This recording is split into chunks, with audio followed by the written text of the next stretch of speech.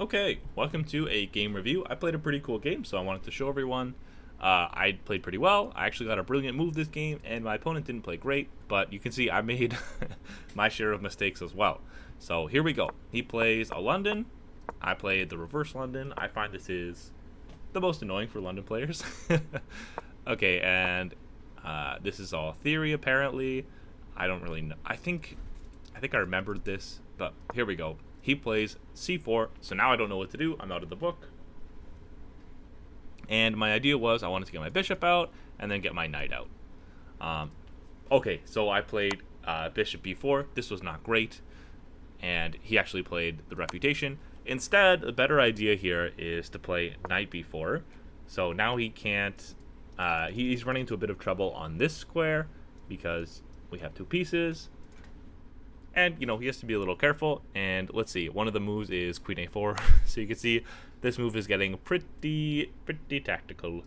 And what? So it says c6. And now we got all kinds of stuff going on. But now, I don't know. Anyway, things are getting crazy. This would have been a different game. But anyway, so this is what happens. I play my knight here. This is my plan, to get my bishop out and then get my knight out. Okay, and... so he plays a3. Now I'm pretty much forced to trade off the knight. So this is supposed to be my good bishop, since my pawns are kind of on light squares in the middle, meaning that this bishop is the one that can kind of swerve in and out of the pawn chain pretty freely. But, you know, if I move back here, I lose my bishop. If I move back here, he just takes the bishop anyway. And if I move back here, he actually ends up winning my bishop by trapping it. So this bishop is not in great shape. I pretty much just have to trade it off and give him some doubled pawns. Okay, I castle. He tries to get rid of his doubled pawns, but this comes, so when I take with my knight here, I'm threatening the bishop, and then I'm also threatening the pawn. So if I play knight takes, he doubles his pawns, which is why this is like a pretty decent threat. He pushes this pawn, so I can't take it, but then I take the bishop, and he doubles his pawns. Okay, now here I made a mistake. So I played knight e7, and I was looking to prevent e5. So if he pushes now, I can do this, and we're winning a pawn. So he can't, right, he can't push here. That was my idea of knight e7. But I actually had a better move to prevent d5, which was queen f6.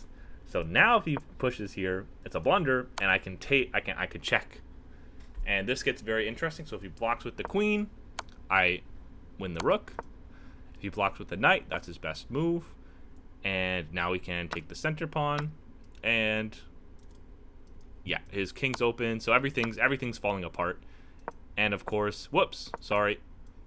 I wanted to look at this line. One more. So, and if he plays king here, he actually loses pretty quick. So after it takes, and let's say he takes back, we actually have a mate in 5. So pretty cool. So this was a very cool resource I missed to prevent d5. But okay, I played knight e7, which prevents d5. Still not the greatest move. And he plays bishop d3, and now is where my brain starts to malfunction a little bit. I kind of forget that my knight can move on this side of the board during this portion of the game. So I was worried about him doubling up my pawns. So I played bishop here, and he played h3, kicking away my bishop, which is a miss. So he had a very cool tactical idea, which was to sacrifice the bishop to win a pawn. So if I take back, he has this check, which reveals an attack on my bishop, and obviously I can't take the queen because I'm in check. So this wins him the h7 pawn, and it also gets him a pretty solid attack on my queen. Sorry, on my king. Now I could play here, and he would castle, and so this would be the position that we would go into. Be a totally different game. So he had this idea.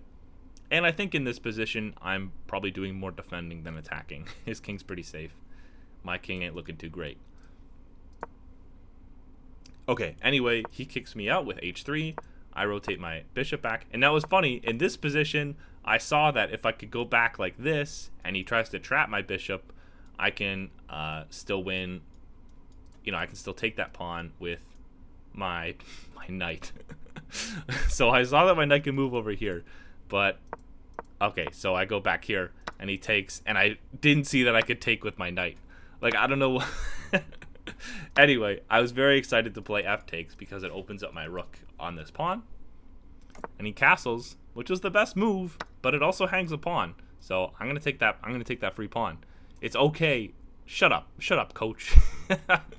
Come on, I'm taking the free pawn. Okay, so he attacks this pawn that's undefended. It's isolated.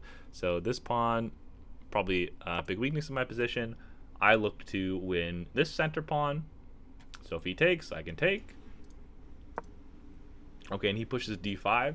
Now the coach says this is good, but I just thought after I take and take, I got rid of my weakness, and I've created a new isolated pawn for him. So this is a weakness. So I don't know.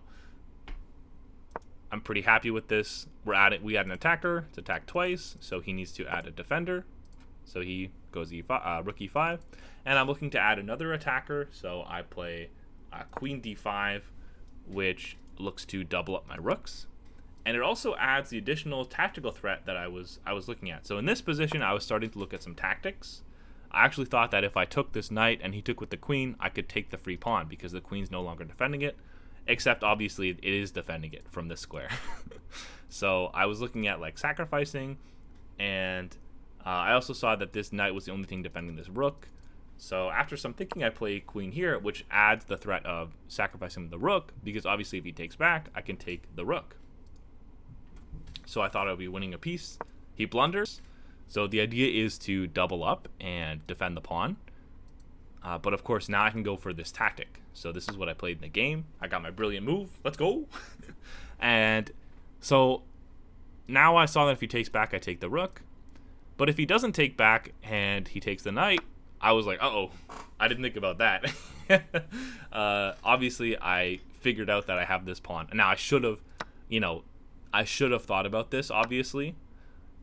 Like, I should have thought about it. Like, if I take back, he can take my rook. And so this would be an equal trade.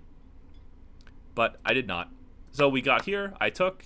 All right, and just so we're exploring some of the variations, which is cool. His best move is actually to play rook ae2. So it looks like it threatens the knight, but actually, you can see it doesn't threaten the knight. If he takes here, I actually have a checkmate. So really cool. So this was his best move. He didn't play this to double up. Instead, he played rook takes. Now I can take the pawn, and we have threats. And so now if he tries to double up, we have that same checkmate as before. And that's what he tried to do. He doubled up, and I checkmated him. So pretty cool. Pretty cool game. Very happy with that. Very happy to get a brilliant move. Those don't happen so often for me. And I hope you enjoyed. I hope you learned something. The main thing that I learned was don't do this. Instead, you play your knight out here.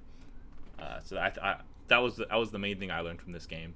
And hope you guys enjoyed. Take care. Bye.